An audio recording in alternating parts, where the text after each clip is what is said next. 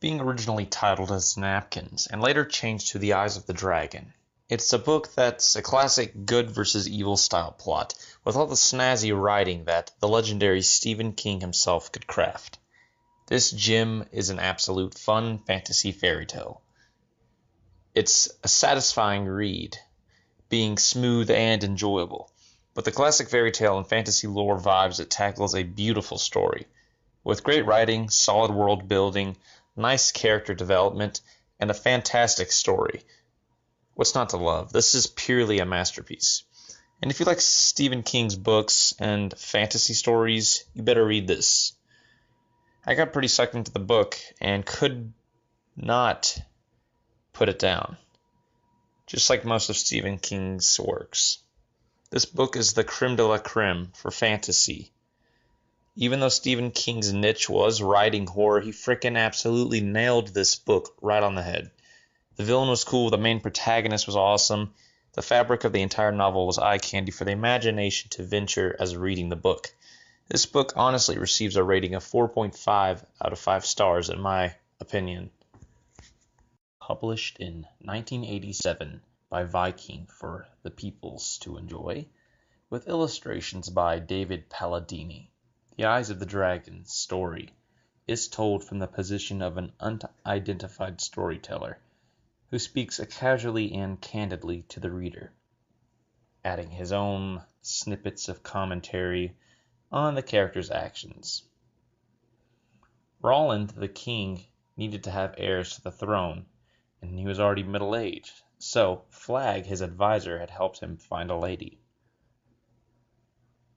Flag, King Roland's advisor and magician, wants to destroy the kingdom of Delain and reduce it to nothing but chaotic war and poverty, literally seeking to tear it apart for his wicked enjoyment from the inside. Thus, his plans were to work, but then he realizes his plans were going to be thwarted by the innocent, pure heart of Queen Sasha. After Sasha's birth to her firstborn Peter, which would be a worthy future king, Flag sees this and begins to fear for his life may be in danger because of this good boy Peter. When Sasha is pregnant with the second son, Flag creates a new plan and has the queen's midwife to stab Sasha as the second son is being born. Sasha bleeds out to death, and Flag starts thinking to remove Peter, still being right next to Roland's ear. In Peter's teenage years, Flag sees that nearly every night he enjoys a glass of wine with his father, Roland, and devises a plan to make Peter look like he had killed his father, the king, for the throne, using a poison. A while before, in an idea to earn Thomas's friendship, Flag had revealed to him a secret room where Thomas would watch on his father while being unseen. Mistakenly to Flag, when he delivers the poison, Thomas is seeing all of it through the glass eyes of the mounted head of Roland's greatest trophy ever, the dragon known as Niner. Flag thus puts the evidence which would imprison Peter into his own prince room inside his dresser. Then after a butler finds the evidence, Peter is put into the Needle, a tall prison tower. Speaking of towers, this novel is in the same continuity of the Dark Tower series.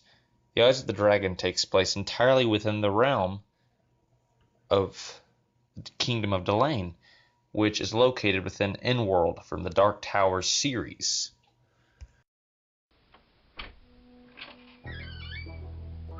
That was a really good book. Man, I'm telling you. What's going on, everyone? Alright, so, right here. A fine book. I mean, you like horror? I like horror. You know, we all love horror, but this exactly is not horror, you see, because it's pretty much like fantasy and like fairy tales. But Stephen King. That's exactly what I'm saying here. This is a good book. Don't believe me? Don't believe me? Read it. But if you already have read it and you're agreeing with me, thank you. But if you have read it and you're not agreeing with me, that's okay. It's okay. We can agree to disagree, if you get what I'm saying. But this right here, in my opinion, it's a fine book. Some of that good literature, if you know what I'm talking about, the kind that'll make you learn something.